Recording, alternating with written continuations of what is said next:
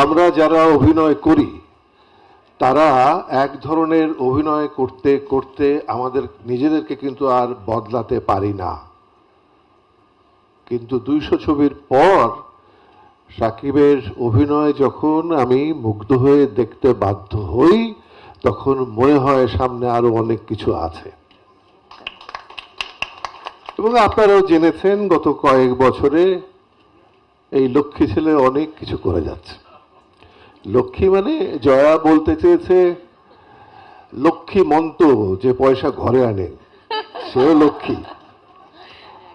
আর অভিনেতা হিসেবে আমি তাকে লক্ষ্মী বলবো এই কারণে, অভিনয়টা আমি এই ছবিতে করতে চাইনি, আমাকে রায়হান রাফি জোর করে করিয়েছে এবং সেটা করে আমার লাভ হয়েছে, সেটা আমি পরে বলছি।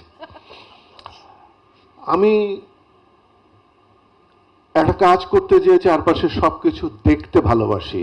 আমি মনে করি জীবনে নতুন কিছু যোগ হয়। আপনি চারপাশের মানুষদের দেখছেন, সেই দেখা থেকে আপনি নতুন জীবন পান, আপনার ভেতরে নতুন জিজ্ঞাসার জন্ম হয় এবং আপনি উত্তরও খুঁজে পান। সাকিব যে লক্ষ্মী ছেলে সেটা কিভাবে মনে হলো আমার।